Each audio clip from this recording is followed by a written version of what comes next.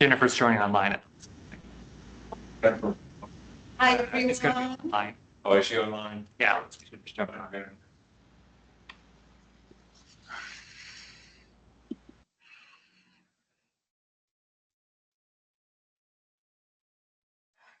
Okay. We ate in the car. I was wondering, I said, I don't know how they're going somewhere back in 20 minutes. We did it. Yes.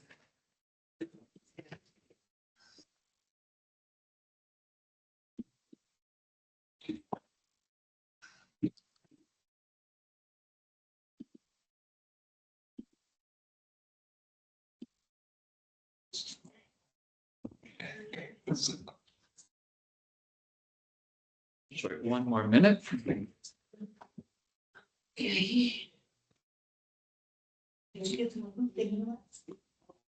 Did I started that approval process. Finish it? Let's see here. No, I didn't.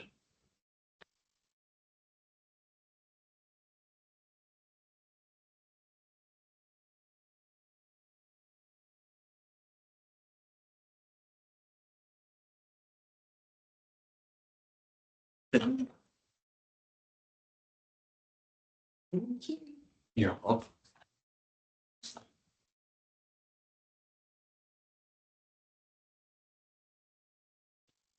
All right. Good afternoon, everyone. It is Tuesday, June 24th at 2 p.m. This is the Spring Lake Townhome Service Area Association Annual Meeting of 2025. Welcome. Before we begin, Rose, can you verify that this meeting was properly noticed? It was properly noticed. Wonderful, thank you. For those that I may have not met, I'm Jacob Waddle, your General Manager at LCAM for the Celebration Homeowners Associations. We have Rose, your Service Area Manager, and Elise, your Service Area Administrator on the room. So today we're going to be conducting two meetings. Your annual meeting will move quite quickly, and then we'll go into your Q2 meeting, which is where we'll conduct most of our business for the day. So as part of the Article 6.3 in the bylaws, we're going back to how they're written of holding an annual meeting for each service area every year. This has kind of been veered away in past few years, but we're returning to how it's written in the charter documents. And that is why you're seeing an annual meeting this year that you might not have seen in years past. The positions for the committees may have been appointed by the board in accordance with the documentations. They are appointed or elected by the members of the service area associations in an election held if needed, as each service area committee is 3 to 5 seats. This year, when the applications were launched, and once it was closed, there were 3 applications submitted for the Spring Lake Townhome Service Area, one for Mark Ross, Craig Grace, and Jennifer Reese. So with that establishes a committee for the 2025 entering 2026 year for this service area. We want to welcome and thank Mark, Craig, and Jennifer for your time and dedication to your community. With that, we can verify that we do have quorum.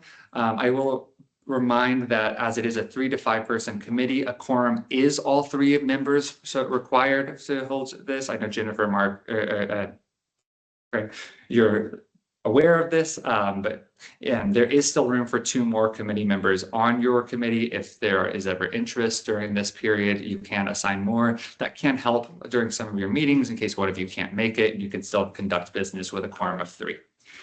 All of that said, and as we have quorum, and we just need to select a chair of your committee. Do we have any nominees? You can self-nominate, or you can, out of the committee members, or you can nominate the person beside you if you don't want to be it.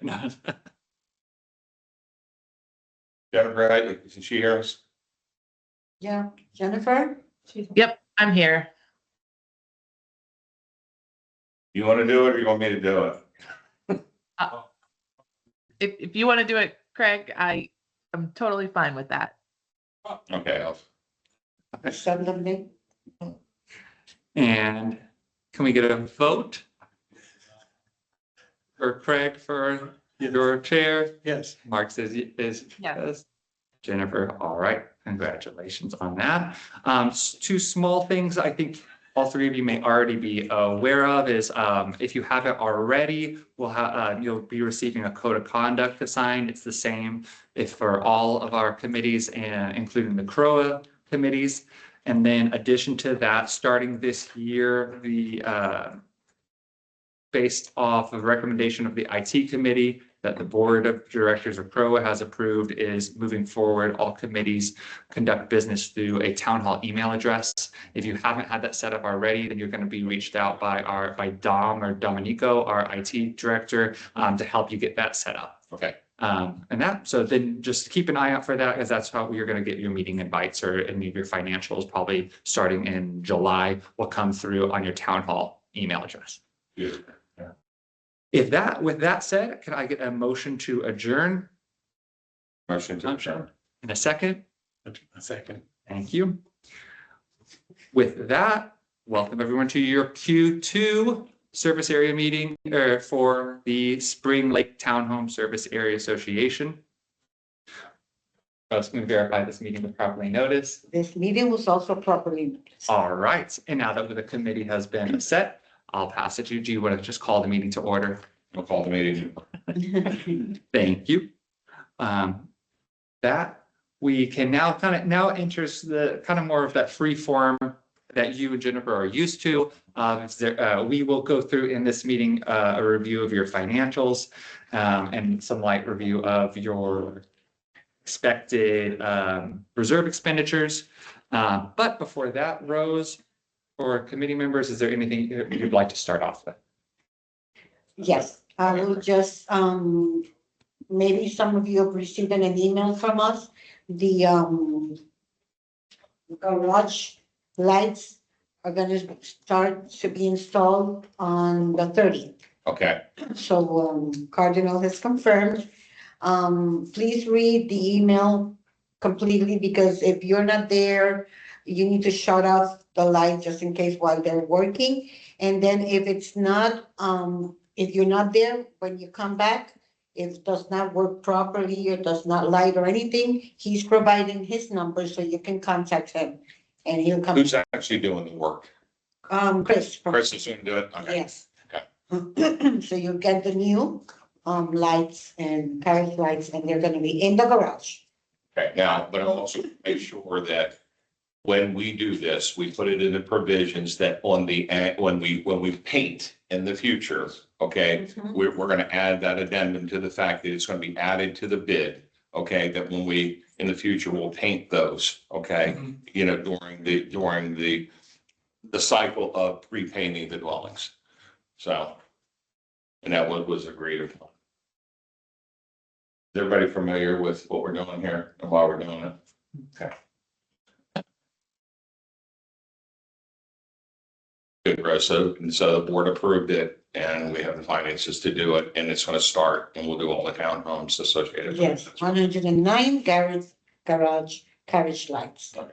He's gonna start on the 30th. It might probably move them until July 4th. Is it going to be the exact light that we currently have?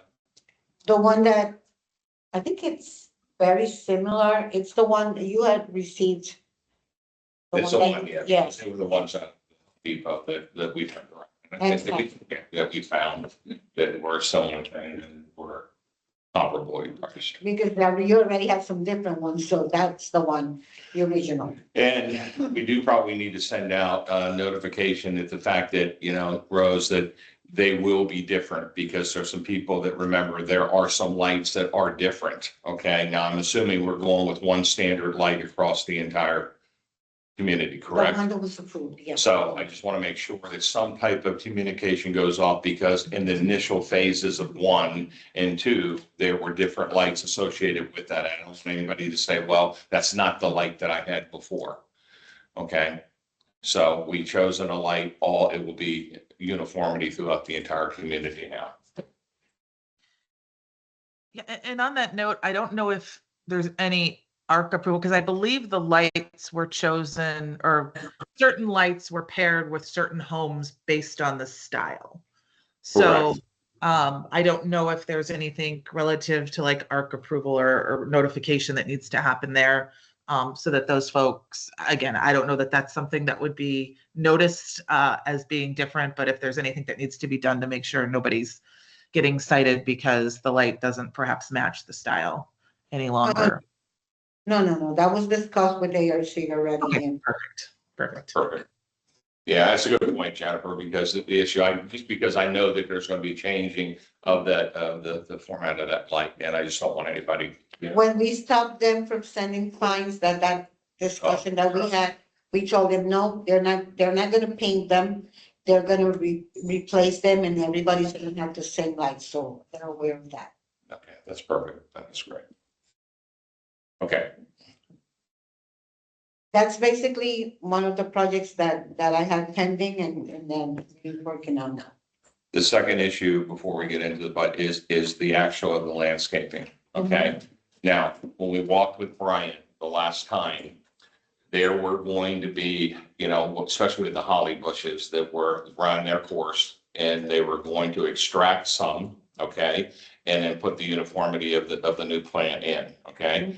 Now, the issue is that has not been done properly, okay? They have replaced a lot of the dead holly, but they're in the midst of all of that. There's this one holly bush that looks awkward in there, and then past that, okay, is the new plant. Okay, so what we really wanted when we walked it with Brian is uniformity in front of that house, so that we don't have one tiny holly bush, new bushes. Okay, that holly bush was supposed to be removed and then transplanted in another area, that we could save the tank in another area of the community if possible. Okay, so that has not been done. We have not done that final walkthrough. Right, and I know we haven't, Rose, because I saw Brian, I talked to Brian the other day. So I just want to make sure that we are continuing that process, because we've had a little bit of flooding. We had obviously the sprinkler related issues. We've done all that. But now becomes the uniformity of that coinciding what we're doing with the lights. So that's something we would point out to him when we do that walkthrough. That's right. And so. And resolve it at that. Yeah, and there was also things of, you know, some of the larger plants and trees that were supposed to have been done, okay, and trimmed back, exposing the crown of these bushes. Okay, the magnolia bushes is what I'm really making to magnolia trees, and in particular, a lot of going into the alleys needed to be shaped up and taken care of, and that needs to be done as well. So there's a couple things, nuances of that I think will bring, again, uniformity, because I'm getting a lot of questions going, well, this doesn't look right then. It doesn't. And then we need to make sure that the bills out in the end, we get sod. We get some calls and emails. Yeah, I know. And so we need to make sure that sod is completed and that type of thing, because I know Sod was pending because it was pending from the growers. They were not. So I think he told me that he got the sod. A lot of pallets, they should be there somewhere. He told me that he had received it. Yeah, well, they delivered 2 loads of sod, and I think that they finished that, but they ran out of sod to complete Kiowa's, you know, buildings on the end. And they need to be done, because what's ended up happening is washing away the soil in this area during the torrential rains and the sprinkler system, and it's running all of that dirt down, you know, walkways, and it's untidy. That needs to be fixed as well. I'll ask him about that. So, but other than that, I think we've made a lot of progress on that front. Okay, so, Jennifer, any other questions on this landscaping thing, especially down your way? Yeah, no, I would agree. There's been a lot of progress made. I actually had something that's not specifically townhome related, but does affect us as Spring Lake community members, which is some of the plantings over by the pool area. I just wanted to mention that I haven't been over there in a while, so perhaps it's been remedied, but I noticed the planters looked pretty bad. The plants weren't thriving, shall we say, and it was just looking a little bit run down. So that was just something I had noticed, and I'm sure that probably doesn't fall under Brent. I'm not sure, but it was just something that I had noticed a few weeks ago when I was over in that area. The board has just approved a large amount of landscape improvements and irrigation improvements to the Spring Lake Amenity Center and the Eastern and Western Muses as part Okay, of that. Part of it's due to some irrigation issues. It's not all due to irrigation issues, but part of it is. And so those projects, I think, are slated to start Q3, I think early next month, we're gonna start seeing that going in as phases, and I think the pool deck is the first phase they're doing. Pool deck, if I claim this right, it's pool deck in front of the amenity center, then Eastern Muse, then Western Muse, as Western Muse is still has the pergola closed. The pergola has been closed, as anyone may have seen, it's kind of sinking on one side, so the structural engineers have done some assessments, and right now we're waiting for the soil test results to come back for them to provide the final conclusion of what we can do with that. Do we know what's going on around the grilling area? That pergola, Yes. yes, Is that what you're referring to? that's what I'm referring to. Okay. Yeah, that gazebo, pergola, shade structure, Yeah, it's, it's all been roped off in there, and it's roped off because it was noted a few months ago of some settlement of one of the pillars. But Yeah, in the past couple of months, it's dropped even more. So that's why it was roped off, just out of precaution advisement from the engineers.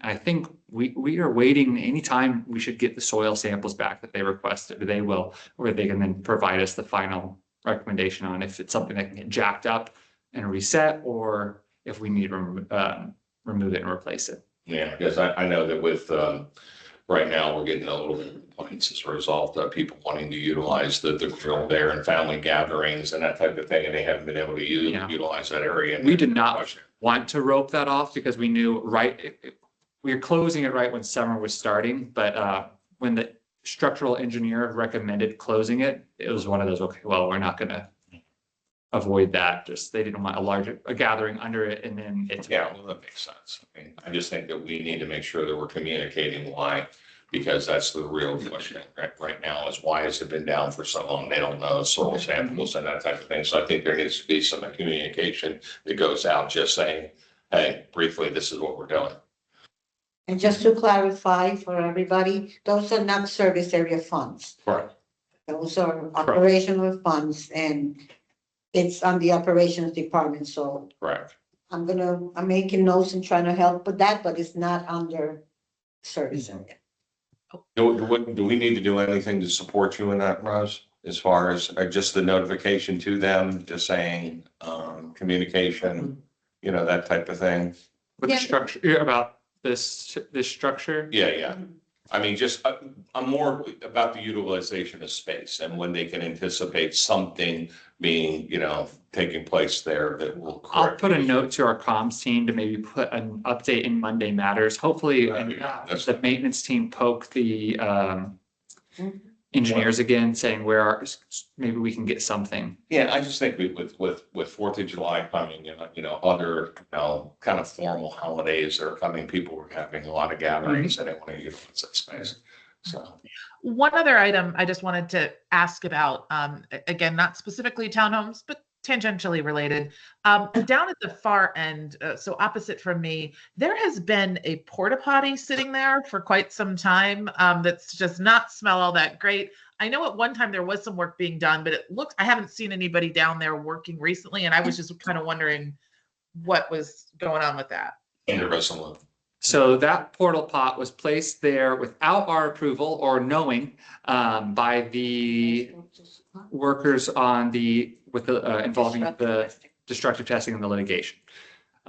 We informed them, no, that needs to be removed. I know our covenants team is working with them as well as the portal pot company to get it, saying this has not been approved and it needs removed. If your vendors need access to a restroom, as they have in the past, Crow will provide vendor ID so they can go use the restroom at the amenity center, but dropping a portal pot is not permitted. So Okay. I will follow up, because I thought that was handled at the end of last week, but if it's still there, then It's still there. it's still there? Okay. And also, I'm sorry, go ahead. No, go ahead. Relative to the destructive testing, I just wanted to confirm that there's no more anticipated destructive testing that's going to be taking place beyond what's already been done?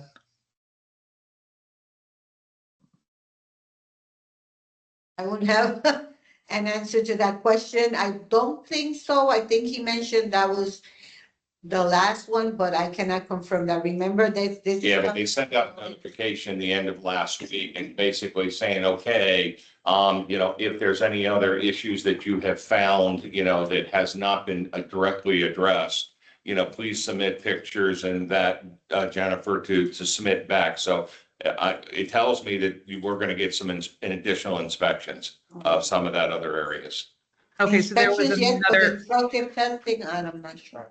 I'm not sure if this is stucco related, but I know that there was a lot of things with soffit work and that type of thing that needed to be still addressed, that I think that when they went through, they did not look at those areas, at least during this last go around. They were too busy hammering in the side of the buildings.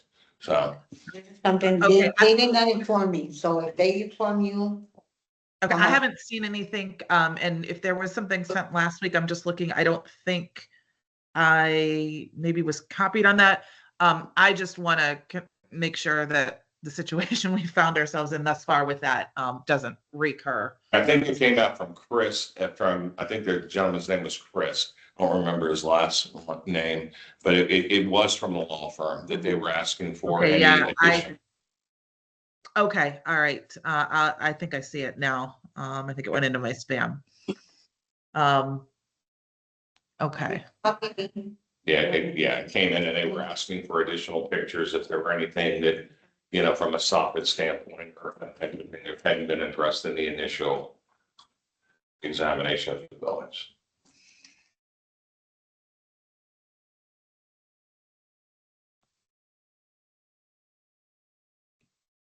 Jennifer, regarding you, we got, another, vendor, but he cannot do the work until late July, so I'm trying with another person to see if I could get that before that time. I'll keep you posted on that.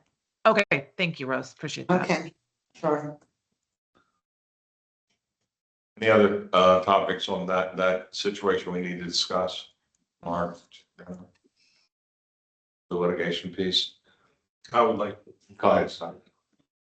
okay, so I've been going around with the committee, not your committee, their committee, about this soffit, this fascia issue I have on my house. That, basically going nowhere. I guess the latest plan is just to let it rot away, right? Because I can't get this gentleman to even answer my email back about it. And, which is a little disparaging that you won't even answer my email. It's over a month old. Nobody has been up to my fascia to even determine whether or not it's even rotten.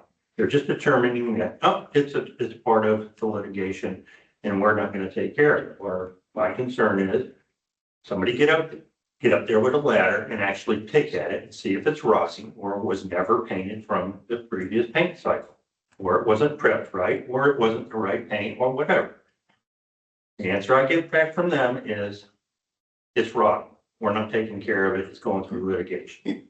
So in the meantime, my fascia rots away. Apparently, maybe not. Maybe the wood is fine and it just needs to be painted. And in the meantime, paint's all off of it and it will rot. Yeah,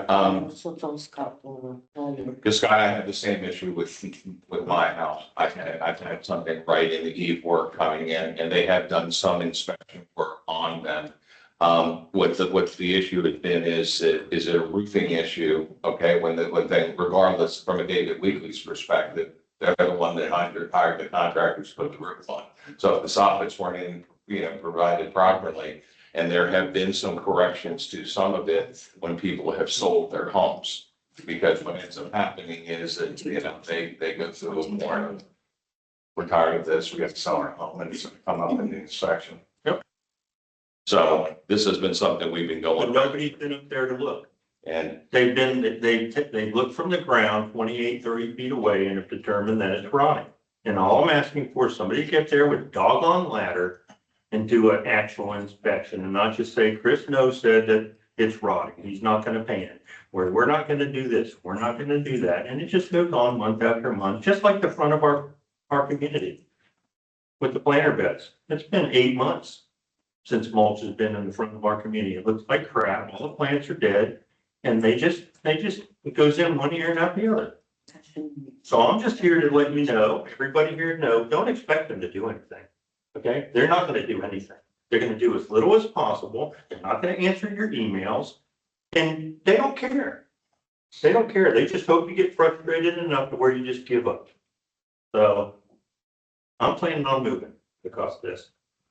So I'm tired of paying $296 a month and nothing being done. Landscapers, they're supposed to, the last I heard from Christian, oh, they're putting this out for bid, the whole thing out in front. That's a part of their contract. It's part of somebody's contract. Why would you have to bid it out? And then was that coming out of our reserve money?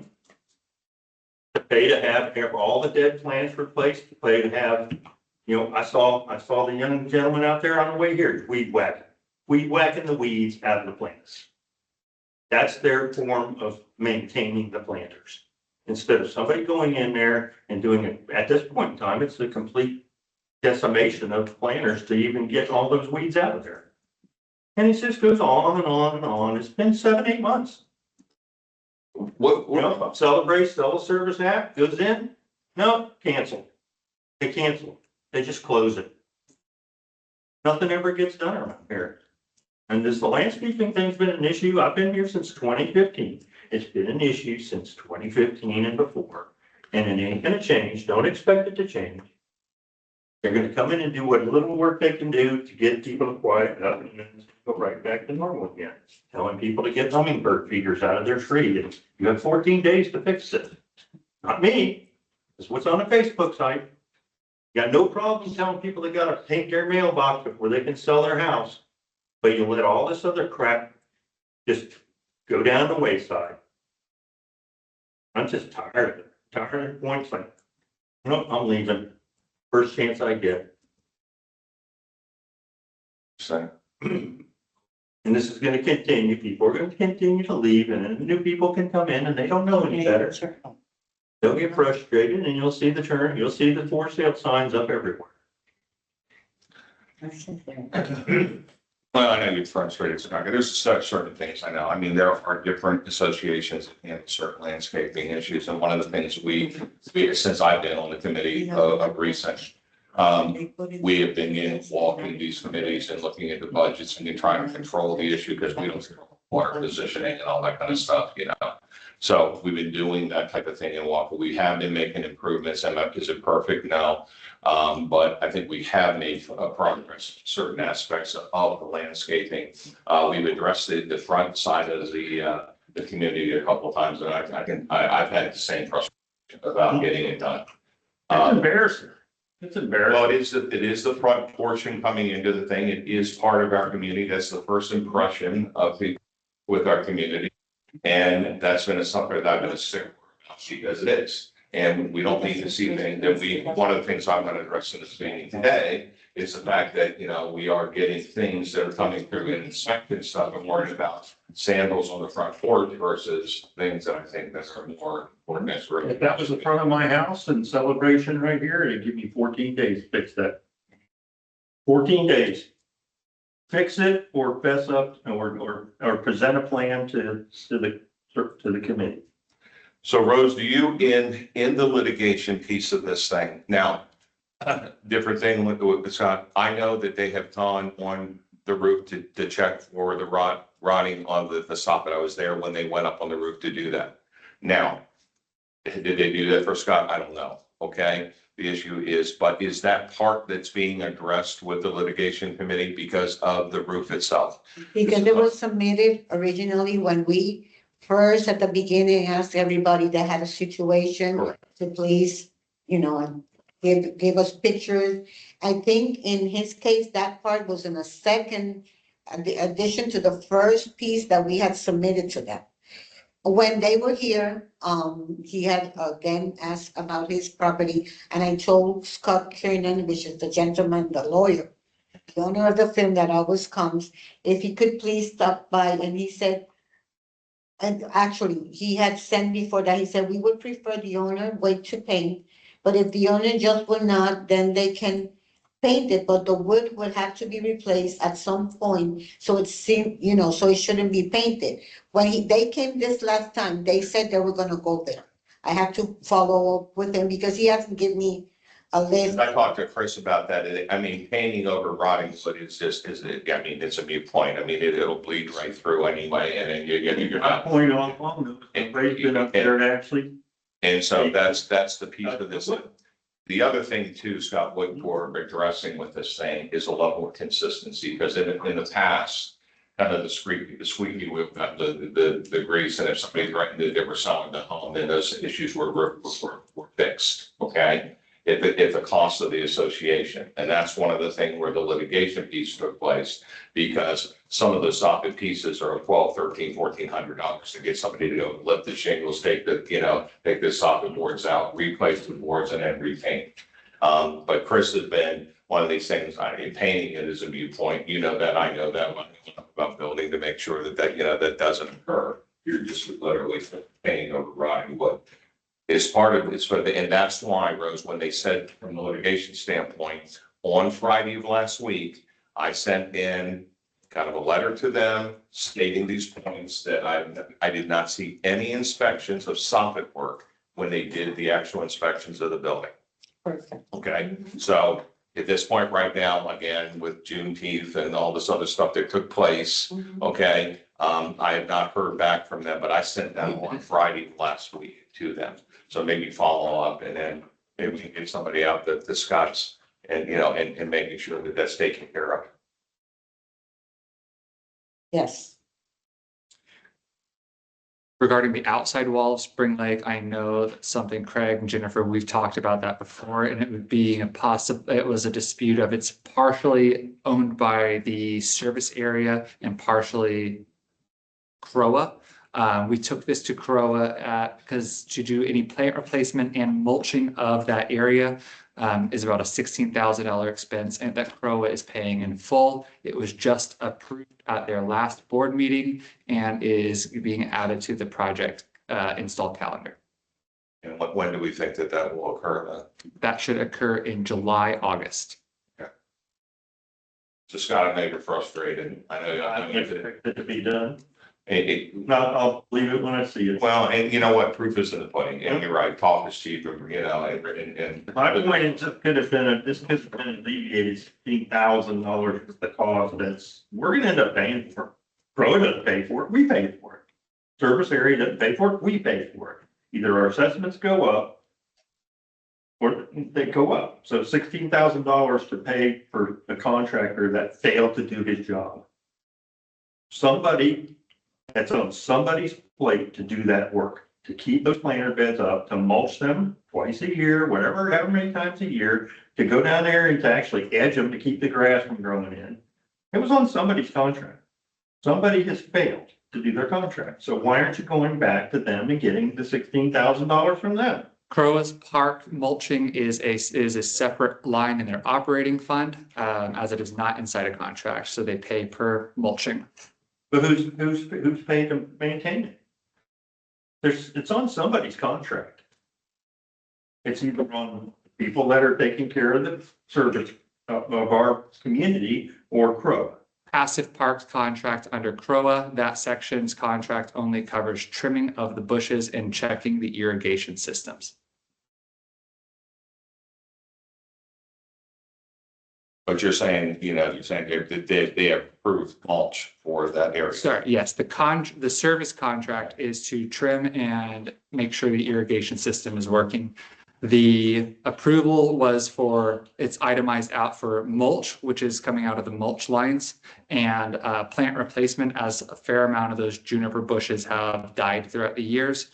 And those are being replaced under the reserves plant replacement within line of the CROA budget in 2025. But that's in the CROA budget, not in our line by line for it. None of that, yeah, none of that is coming out of either of the service areas in Spring Lake. Okay. One other quick comment on mulch. In my yard, the sprinkler, the sort of copper tubing is still all exposed. I know they had done some work some weeks back on that. Everything seems to be working because the plants are doing okay, but there was never any mulch put down. So all the copper tubing is still exposed. I haven't gone around the community to see, because I know they were doing quite a bit of work, if others still have that same issue, but I know it is an issue in my yard. That's the Yeah, Jennifer. Palmetto Muse. Palmetto, yeah. I know that Brian, during the walkthrough, wants to address those, Jennifer, because there are several alleyways as well that we have exposed piping, okay, in those areas. And part of that final walkthrough of what we talked about, removing the holly bushes and rows and we'll walk that thing. He wants us to point those things out. Now, why his landscaping crew isn't pointing those things and just arbitrary doesn't do it, that's another issue. And I think we need to address that with Brian, that we have to bring those issues up. But we do have a lot of it. And also, we need to make sure that the connections of that piping system is accurately done, because they're hit with weed whackers. They're done, certain things, and they're dislodging the actual joints themselves. And we have very nice, sprinkler system and water fountains in the middle to get out of the backyards when those systems come on. So that's the other thing too. So not only do they have to be covered with mulch, we need to have inspected that they're working properly. Irrigation reports. And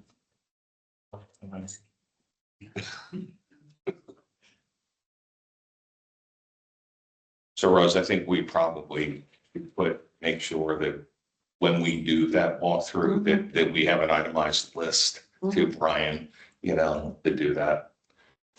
I wish. I had guys out to Laurel Muse 3 weeks ago before I went on vacation. They said they were gonna get the rest of our mulch, which they only did half the mute, and then they left.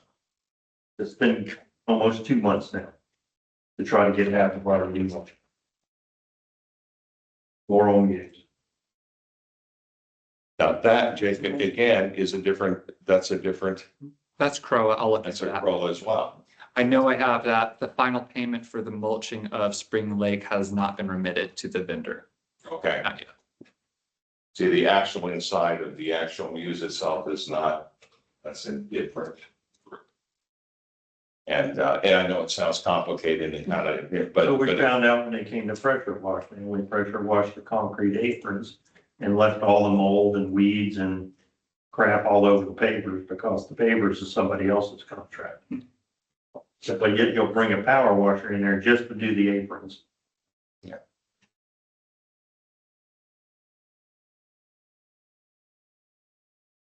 all right, so we talked a little bit about the litigation issue. Any other things that on the litigation piece, Rose, that we need to follow up with the thing? I know Jennifer had some concern. We went through Yeah, this last I'll meeting. contact Scott with these, what has come up from the meeting now, and I'll let you know. Yeah, we need to make sure Mhm. their testings are discussed, making sure that's taken care of.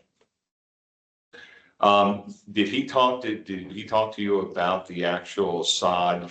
Are we getting additional sod delivered? Did Brian talk about that? Because obviously the bill is at the very end. We still have, as we articulated earlier in the meeting, those areas are just dirt, and they've been sitting like dirt. We have one that has been up for sale, and kind of unsightly to be trying to show a piece of property with a dirt front yard, so And some of that he has that's Scott's, he has to do on the water. that's Ray's property, yeah. So, And I know he was having difficulty. So I talked to him. He said he was having a lot of difficulty getting the actual sod. Right. It's been the source. We've been using a new breed for a lot of these areas that have been trouble with before. So this is St. Augustine Citra Blue. Right. And that one, I think it was Brightview bought up all of it for Disney because it was readily available for months. And then we received that there's none available for the next 45 days from a couple of our different landscape vendors, because they all get from the same. Because we are providing more of a premium sod in those Yeah. areas versus the Bahia grass that just simply dies out over a period of time. it's a complete change, so Yeah, it is. we have to wait for the Stitcher Blue, but I will We've check. started to receive some, like what we Yeah, had on I back just order, we got just started. We've had I just got some. we've had 2 full truckloads Okay. delivered in the last 2 weeks. Okay, that makes sense. Okay, so it's coming in. I mean, I know because it sits in front of my house. I think that's exactly when it comes to. They do the grass and the muse with the same scheme. Did Corolla approve that? I know we are. Some of the muses I think were doing replaced, some are not. And the ones that are not are still zoysia grass. There's no plan to replace all of it throughout the whole community. They're not doing a blanket on them, no, they're doing them as they're attaching or looking at the worst ones first. As each one of those, the little parks in the muse inside that paver path falls under the CROA passive parks, which there's 78 passive parks and then about 5 active parks. So those share the same funding on actually all 83 of the parks share the same funding as goes by SOD. So they're looking at attacking the worst areas first, not just based by the village.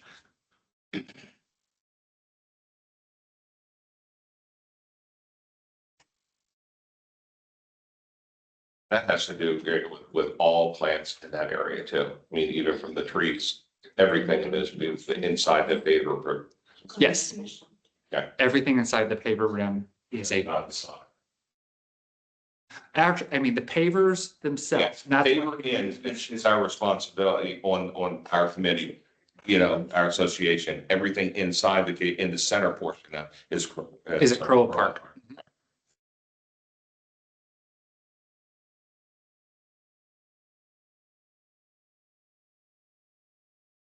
Any other issues you wanted? Yeah, the only other issue that I want to bring up to the committee and to the board was the fact that we are finding throughout the community that people are buying these homes and they're either investment-based properties and they don't physically live there. And so what we're finding out is that we're getting all type of debris on these porches, i.e. boxes from Amazon that are stacking up for 3 weeks at a time, but their main house is in Davenport, okay, and they're coming back. And then we have, as you know, Rose, we had a very artistic young lady that drew all over the front of the one dwelling, charcoal, and again, doesn't live there. They don't live there permanently. We've corrected that issue by me communicating with you. You've sending communication out, boxes have then been removed. And then only to find out this past week, we had Evian boxes stacked this high on the front porch as well, on Ponce Drive again. And, you know, those areas don't need to be just scrubbed. They need to be, you know, cleaned up and painted. I mean, these are again, the entrance to our community, and it looks like a shop heap. Yet we have people, in fairness to the community, are running around and saying, hey, you have shoes in the front of your, you know, in front of your steps, okay? And you got 14 days to fix that. Or you have a light that's from your planner, okay, shining on an American flag, okay, which is according to the ordinance in the state of Florida, the United States flag should be illuminated at night, okay? And we're getting those type of things that are coming from, you know, that everybody are getting kind of these nasty grams. And kind of to Scott's point, we're focused on that type of stuff versus artwork, boxes, basketball hoops that are, you know, at 9 feet high in the middle of alleys, you know, being left open. You know, I don't mind people playing basketball, but it shouldn't be in the middle of an alley and left there for, you know, 2.5 weeks.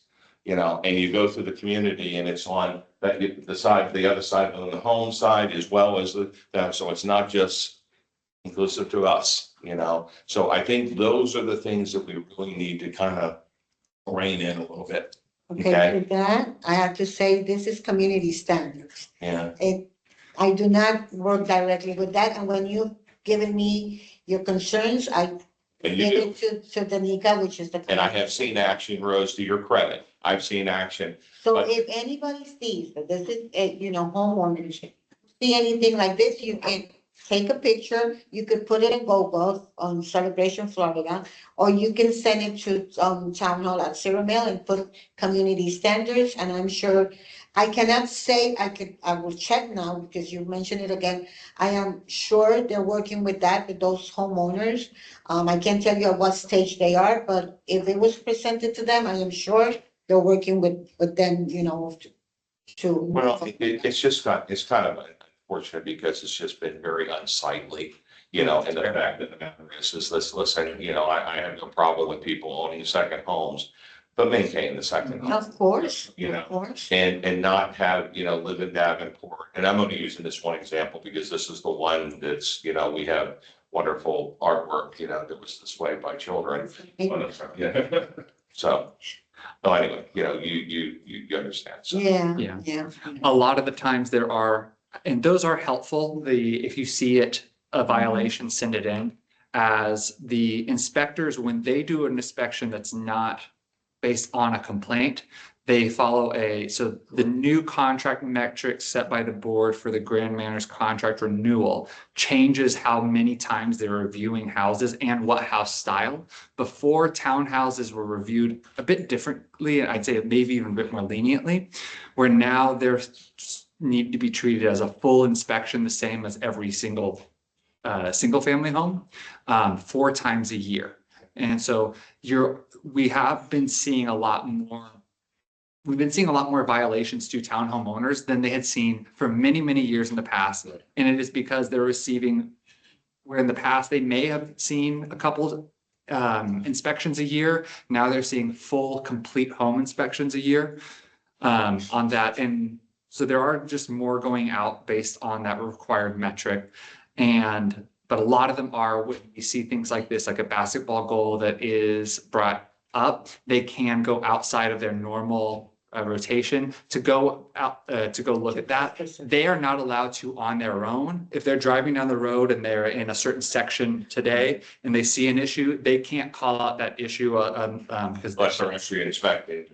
unless they do a full inspection, and they can't go outside of a rotation because then that's against Florida statute as a targeting, because they saw it out of the road, that's going to be a target. However, if a complaint is provided, then they can act on that complaint outside of their normal routine. And then most of those do enter month-long covenants processes where the violation is sent and then they're trying to work with the homeowner to get it remedied in a proper manner. Yeah, I just, as a committee member, and, I just want to make sure that, we're talking $500,000 to $600,000 investments that people, and then up to $1 million investment over, in the home side of it. And there's a certain level of expectation that we all should have and take pride, in that type of thing. And, proper landscaping and things of this nature, I think we're all trying to be good about it. But the reality is that as things get more expensive, people that are trying to sell their homes and things of that nature, there's an expectation they have. And I understand their level of frustration. We just got to kind of stay on these issues and bring it to the attention to what we need to do to get it fixed. I know my email lights up. I see them all the time, so. Want to go over? Some The finance, financials. yeah. Got anything more when you're in? Nope, that was Yeah. everything on mine. Just as an FYI, I am going to need to drop off in about 5 to 7 minutes here. Thank you, Jennifer. Just a quick high-level overview of the financials of the Spring Lake Townhome Service Area. Your operating fund is sitting at about 109,000, with your reserve/replacement fund sitting at 1.3 million.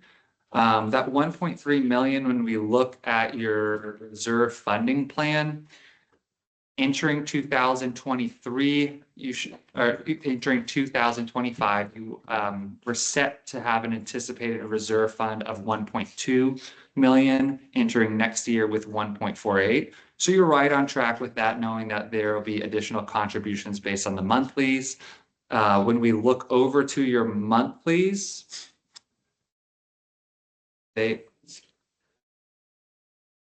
monthlies overall are looking good, in the sense of your revenues are higher than anticipated and your expenses are lower than anticipated by the end of May. Some large things on that. Let's see here. Thank you. I don't know where mine just pulled it up. Some of your larger proponents to that, so you are going to be that you're under budget on your general repairs. $4,000 is budgeted on an annual basis for general repairs. You're at $400. We are under on roof. Well, let's see here on roof repairs. Those are being withheld due to the litigation, but your expenses are not high on that at all. It was also unbudgeted. Our irrigation repairs is $1,500 under budget year to date, and your general repairs is a line that holds $10,000 in your operating fund annually. So year to date, the expenditure should be just over $4,000, and we haven't spent anything under general landscaping, as most of those landscaping items have been done through your reserve funding as well. Your revenue in is good as you're receiving some interest, some other income through late payments and interest payments as well that were not anticipated, providing you a higher revenue lines than expected. And like I said, just by watching the spending on some of your operational items, year to date, you're lower than where your expenditures are lower than anticipated. One thing I will be recommending after reviewing these numbers, we do see an expected expenditures not very low in the next couple of years from your reserves, meaning you don't have any large reserve projects outside of the small amount of about $8,000 penciled annually for landscape replacements. Your next large projects start as your roof, and that's in 2029. At that point, you're going to see a reserve fund out of your reserves, while they're at 1.3 right now, which is it's right on track to where they should be. You're going to see year after year in your balance increasing without expenditures, just due to the large cost of your roofing project. By the time of 2029, when we look at starting your roofing project, your anticipated reserve balance is just over $2 million. Expecting that over a 3-year phased roofing project, you're spending about $800,000 a year on that project. You're all in line with everything there. The only thing that is I'm going to be passing off to our finance manager to review is putting some of your funds into investments from CDs or treasury bonds. As a $1 million sitting in a bank account, it should be earning revenue. I had offered that to them. Yeah. We had talked about that before. Yeah, with an amount that large, most likely you're going to be recommended by Ray, our finance manager, to do staggered CDs. So that way we're putting some money in and then doing that on a 12 months, but starting one about every month. So that way you're releasing funds every month as well, in case something needs to come up and all your money's not going to be tied up in one large CD or something. Yeah, bring me up to speed on the roofing itself, okay? When we're putting money into the reserve, okay? Have we outlined in detail yet about what that reserve would cover in roof replacement? Yes, I can share that for you. Okay, because again, if we're now talking about, 25-year dimension shingles, but because of the regs in the state, okay, that we have to replace those roof at higher levels of frequency, why are we putting 25-year dimension shingles on a roof that we're going to tear off in the form of 12 years? Okay, now there's an argument they're better shingles and Absolutely. there's all those things. But I know we have rhino coating, underneath those shingles, and we need to have money for reserve in case we do find wood rot associated with underneath the actual, most people use tar paper, we use rhino covering, which is a much better coating in order to protect those, the plywood. So our processes have been fortified strongly since probably your last roofing project. As now, anytime we do a large scale project, especially roofing, we bring in a third party engineering firm to go up, climb on the roof, assess if they do think there's any potential wood rot, reviewing your gutters, your soffits as well, and any potential higher risk items besides what a roofer would come up and recommend. We also do this as that third-party engineer is not incentivized to, sell. They have no sales goals with that. They'll provide us a scope of work for your roofing project, and that we use to write the RFP. Then we launch the RFP on our website, where anyone in the community can also share that with, if they have vendors, maybe a roof vendor that you highly recommend, you can share it directly with them. Once we get all of those bids back, then we review those with the committee. And before we launch that RFP, if there's specific items that are common issues inside your community, we make sure those are added or added to that scope, and that the engineer is aware of. The drip edge is a big issue in this community, or in our I community. just want to make sure that we're allocating funds for appreciation and depreciation of those roofs, okay? In other words, that we're actually turning around and we have an idea of what, through inflation, of what those roofs are going to cost in period 2029. Okay, and we're making some judgment calls from an investment standpoint that we're protecting our investment. And then what I don't want to be done is caught short on the reserve. And next thing you know, requiring a special assessment going back to, and why didn't you guys address this issue 3 years ago? I know, No, absolutely. 2029, those roofs need to be fixed. You're slightly safeguarded there, being part of the Florida Statute 720. It is some requirements. These are much stronger in condos, but we often follow some condo practices as far as just the safety of ensuring funds are available for large scale projects. So this study right here that's pulled up, and I'll zoom in on anything relevant, is done by Reserve Advisors. They're a nationally recognized company that comes in to HOAs all across the United States, and they build these 30-year plans. So they look over anything that's itemized out in a reserve or that may need to be considered to be a reserve item, and they assess that and write a 30-year plan. Technically, in an HOA, we don't need to update that 30-year plan, I think, for every 10 years. We have it updated every 3 years.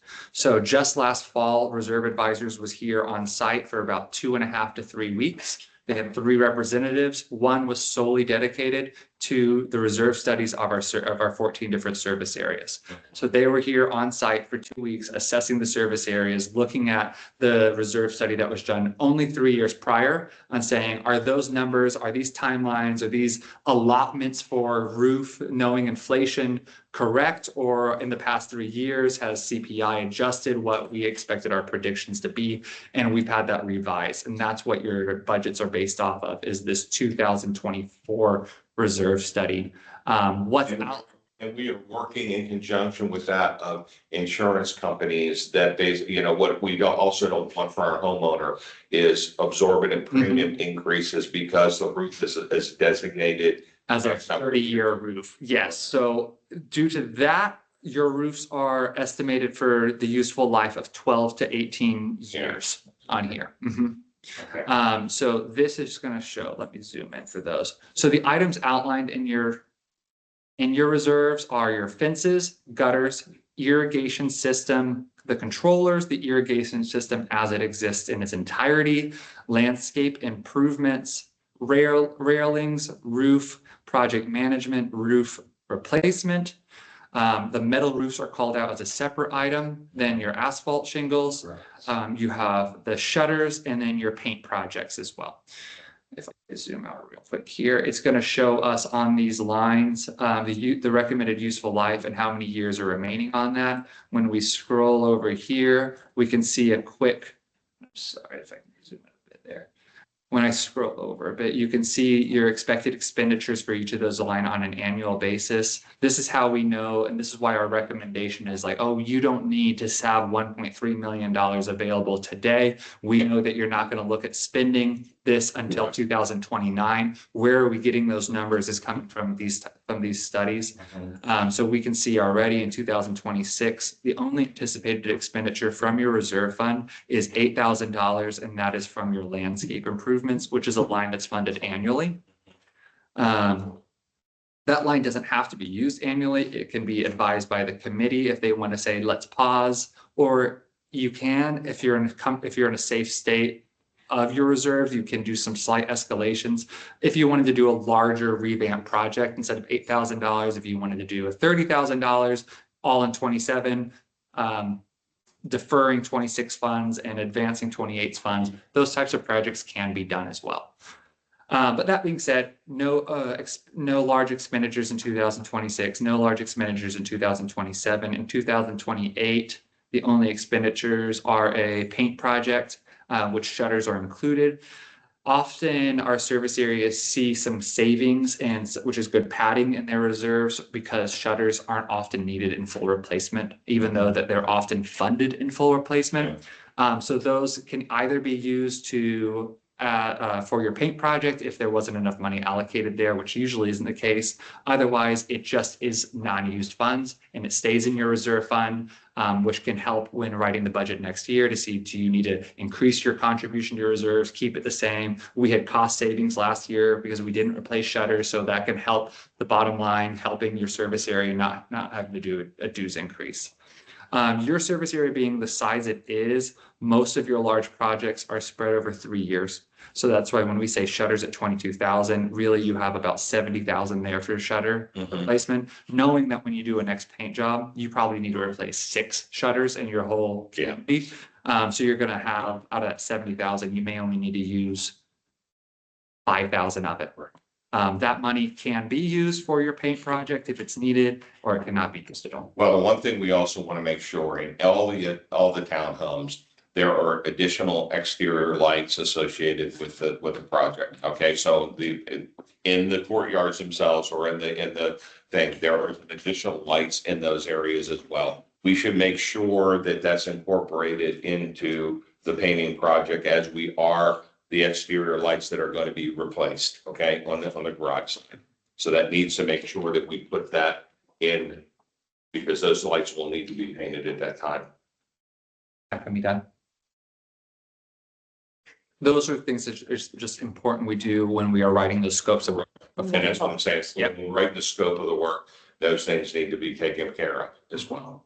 And it brings the thing, because we talked about the shutters and those being, there's certain percentage will need to be replaced, and certain, obviously, they all need to be painted. Cycle. But I don't think those lights, those external smaller lights within the actual courtyards that haven't been touched. We will most likely be scheduling a budget workshop with this service area in late July to early August, where we will have our preliminary first draft budgets for 2026 for your service area drafted. Those are being drafted by our finance manager this year. Because we held the actual monthly expenditure this past year to no increase, it was as nominal as in pennies. So yeah, I know Janet Roll, I know she's not on right now, but that'll be a thing of what the escalation, because I think originally we were gonna go to over $300, and we held it this, I'm glad to see that we're right on target with our budget, despite the fact that we held to that 296 number for this year. Usually one of the biggest drivers to an increase is driven by this reserve funding plan. Some service areas will see a large increase, and it's because this number up here, when we reference up here, this is the recommended contribution. So however much in that budget, when we write how much you're putting in, that your association and your dues, how much of that's going into your reserve fund. Sometimes we'll see, and it's usually only seen in years switching, if there was an updated reserve study, because inflation happened and it wasn't captured well. So now next year, when we get that updated reserve study, it's showing a different number here. Your recommended amount for 2025 was 222,000. Next year, it stays flat for you, which is good in that sense of sometimes we see this and we already, in yours has some small incremental increases. So, from 2027 to 2028, there's about a $9,000 increase. Being a larger association, that helps you, not as far as covering that cost.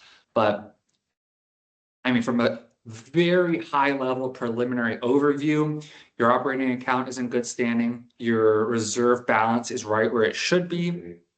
And I'll need to double check for what was budgeted in your final budget for that you are contributing this year. If it is if it matched what we recommended at 222,000, that's the same number as next year. So you should see it run the exact same. Yeah, and you know, I mean, we want to make sure that we're covering everything and thing, but there's something magical about going over the $300 mark with homeowners. Okay, so once we get that number, we want to make darn sure that we're really justifying that escalation, despite the fact that we held this year to, you know, a number in the 296 range. We just want to make sure that should we need to take that $9,000 and spread it, we need to make sure that we're really justifying why we need it. I mean, Congress says stuff, inflation and other thing related issues and. So it looks like you are 296. Yes, your contribution was at 222,000 this year. So it looks to stay the same. Good. So the only thing that will be reviewed is that really see a change in your dues increase would be any increases in your operating account on an annual basis. Usually there's a small CPI increase on some of those lines that may trickle, and we have to see if your reserves are in good enough standing. Sometimes I have seen some associations be able to take that dip. Let's say your total operating fund sits at $165,000 on an annual basis. Right.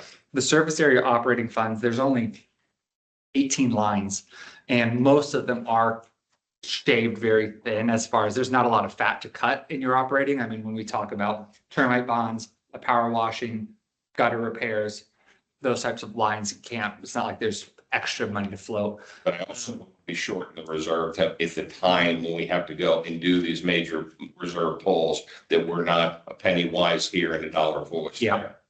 And, you know, I'd rather, you know, eat the elephant one bite at a time versus turning around and hitting with a heavy assessment because we didn't budget enough in the reserve for the roof. Yeah, because you were at 296 in 2023. So you had a 42-cent increase 23 to 24, and then we were able to keep it flat last year. Right. Much better than most of our service areas. Much better than most.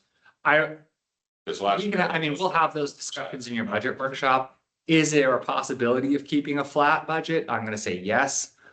I do think you're going to see small increases in your operating that are required. So it just goes on, where does that come from? Does it come from a small increase? I mean, when even $1 a month can go a far ways, and that may be all you need to cover it. Possibly so. So overall, I'm looking in very good shape. Yeah, I mean, I'd like to keep it below 300 if we can. I just think psychologically, and I could be wrong with this, but I think psychologically, once you hit that magical threshold, you know. For 3 years, you've stayed at 296.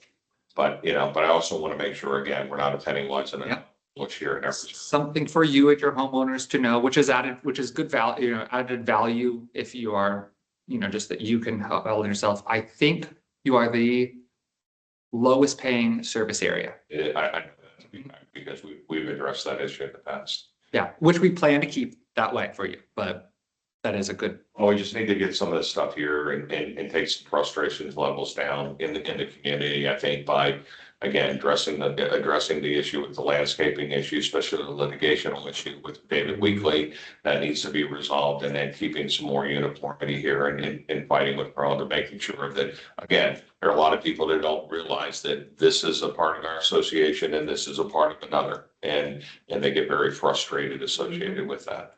And I'm really pleased that we're getting those lights replaced now, because the last thing we needed is flamingos and dolphins on the back of the, go back to garages, so. I got a question on the carriage lights. Is the plan to people that don't have porches like my unit has a carriage light out front? Are they gonna replace that too? I think It's the there's only garage, like only the maybe 10. garage ones. Only the garage lights. Okay, so is ARC gonna come back and say, my front carriage light doesn't match my back carriage light? There's only like 6 or 7 units that have actual black carriage lights on the wall of their porch, their front porch. That's the ones with the round. Those are on the homeowners. They should be painted.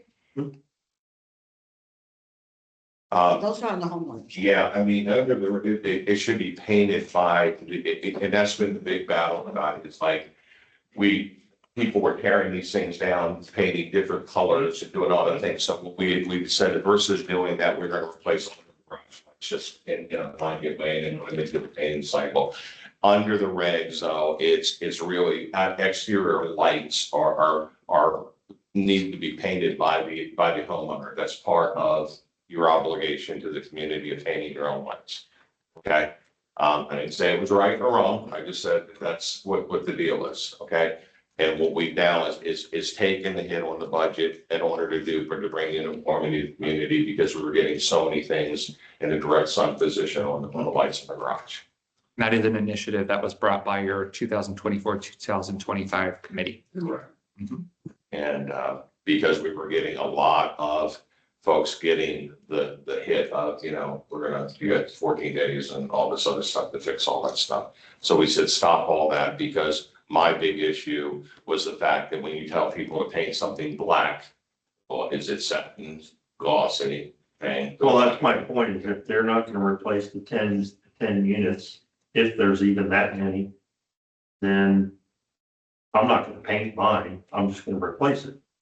So can somebody give me the model number of what they're buying for the garage? Because there's no sense in, and then am I gonna get called out by Art for putting up a different coach light that doesn't match the other 8 units? And then you're gonna be right back in this position you're in before. You got 8 units out of 108 that are gonna do whatever they want out in front. Might as well just replace them. Those are porch lights, so that's. And you'd have to do a walkthrough, but it's the only ones are the end units. David, is this something here that would be a big deal, that you're talking 8 lights at $30 to replace those?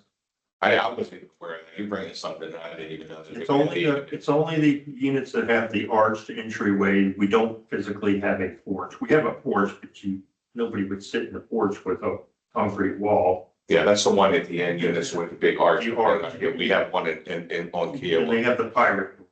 Right, the pirate. So those, I believe those are the only ones that have carriage lights.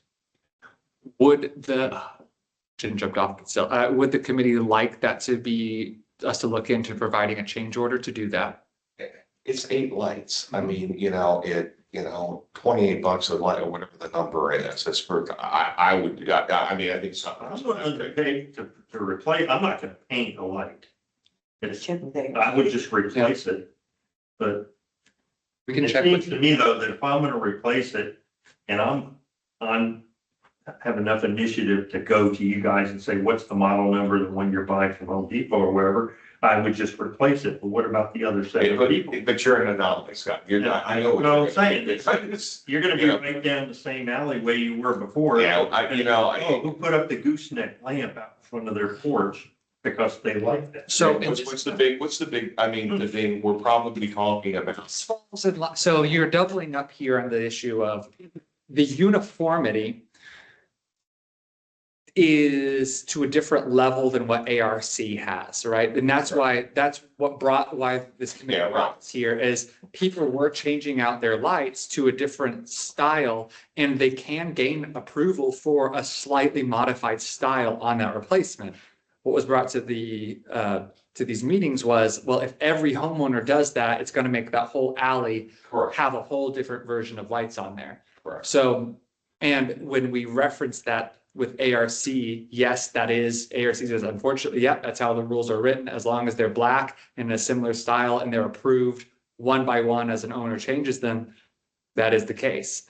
It didn't meet what the community was wanting, and that's why the service area decided, let's change them all, take it on as a service area cost, which did go against what's in the charter documents of the responsibility, but being well funded, it was a project they wanted to take on. Front porches, it is one of those, it can be up to each homeowner. They can change it to a different style. They could put in an ARC request to put a dolphin light on there, and if the ARC approves it, then it is. If it wants to be changed out to be in the same set as everything else, and the committee wants us to look at that, we can. We would want to check with those homeowners that make sure they haven't changed them out to a specific light on the front of their porch. And then- Scott, is that light exactly the same as the one in the back garage? I believe so. I've got it. Put it up on. Because there is another issue, because then we're getting into customers that, you know. Want to I change think it. it is. It's kind of. I think it is. That's as close as I can zoom in. It's square. See, I think it's similar to the light that's in the, is it only about this big? Yeah.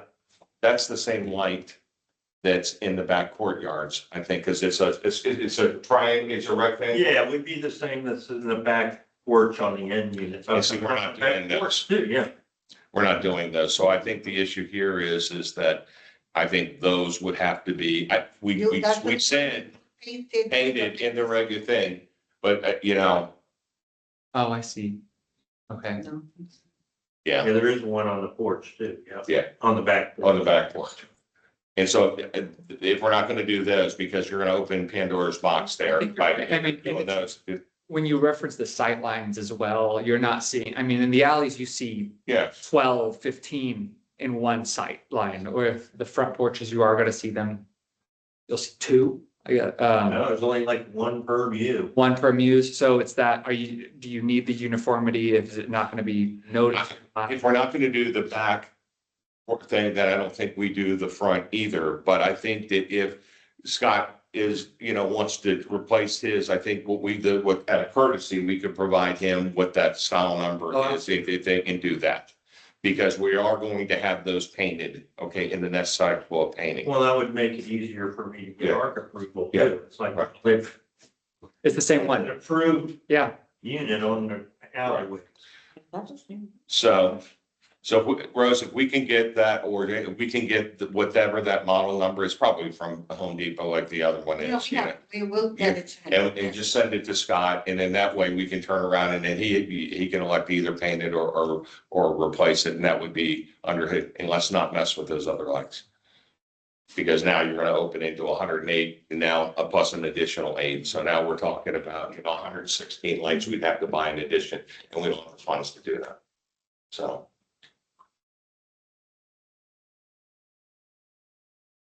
But thanks for bringing it up, because I didn't realize that those, you're right, I didn't, because. Doesn't your unit have a back porch one too? I do, yeah, we're not gonna do those. They didn't include those. Yeah. So every unit has a back porch. Correct. We had, the only thing we approved to have completely replaced is garage, correct. But then that was because of the uniformities of that. So what else are we missing? That's everything. I think that's everything. It's on their business.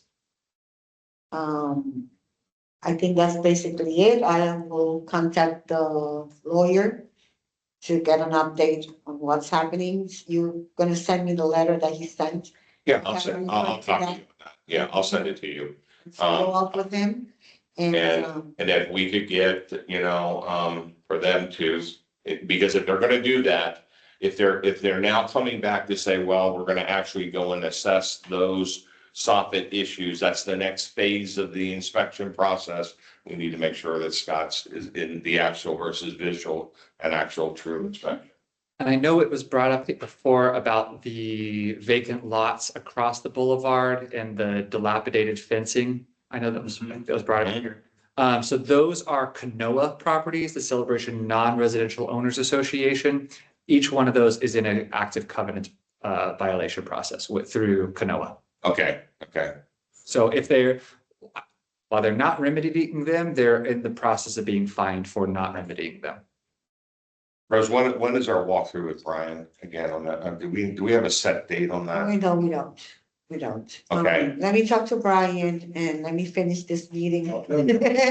And, I'll get back to you. I'll get back to all the people. We really want to make sure that we're doing and documenting the things that we can fix. I have a list of things. I have been, we have. Oh, I know you have as We have well. been, so that I could add to the documented, but that final one with you and what was spoken in that meeting and all those details and anything that needs to be changed, that will be another one. Yeah, well, it's fortunately we're getting water from the heavens because there, Yes. we planted all those things and we still had some irrigation issues that, you know, and I was very fearful that some of these plants were not Water gonna make pressure, it. and all have their own situations with damaged things and, yeah. Yeah, the biggest thing is getting that walk-in scheduled and then getting that additional sod in place, especially in the entranceway, so. Mhm.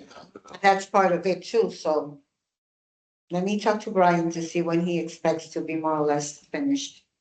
And I'll be happy to meet you guys down on things. Sure, absolutely. Put a big hat on and walk through the community program, so. So if there's nothing I else. thank all of you for being here as well. Thank you Yes. for taking your time out of your busy day to Thank come. you. And thank you for you guys for what you do. Thank you. And we welcome Mark as well to our Yes, committee. welcome. We thank him for his future contributions and Jennifer had to jump off, but Yeah, her as well. she had work, she told me. Oh, if there's nothing else? No, there's nothing else. Can we get a motion to adjourn? Motion to adjourn. Second. Thank you.